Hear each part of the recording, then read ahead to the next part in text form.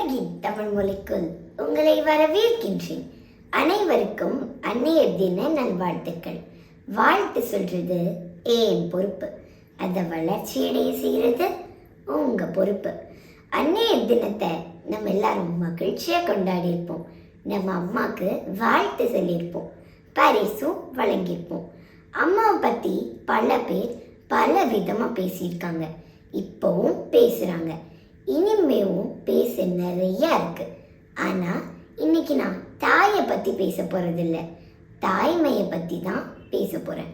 ஒரு குழந்தைய பெற்றெடுத்தவங்க மட்டும்தான் தாய்மையை அடைகிறாங்க அப்படின்னு சொல்றதுல எனக்கு உடன்பாடு இல்லை. பெண்மையை உணர்ந்த எல்லாருமே தாய்மையை அடைகிறாங்க.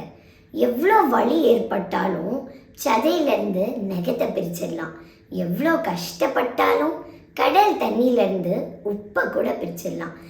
நல்ல முயற்சி செஞ்சால் பூக்களோட நறுமணத்திலேருந்து வண்டுகளை கூட தூரமாச்சிடலாம். ஆனால் பெண்மையையும் தாய்மையையும் பிரிக்கவே முடியாது. இந்த பிரபஞ்சத்தில் உயர் ஆற்றலால் படைக்கப்பட்ட மற்ற உயிரினங்கள் வேறுபாடு பார்க்கறதே இல்லை.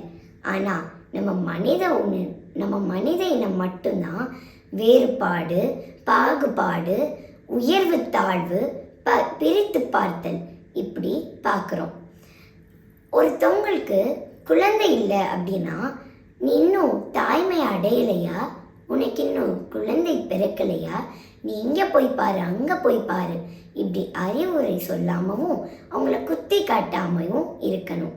ஏன்னா பெண்மையை உணர்ந்த அனைத்து பெண்களுமே தாய்மையை அறிந்து கொள்வர். நித்தம் நித்தம் புதுமை செய்வோம்.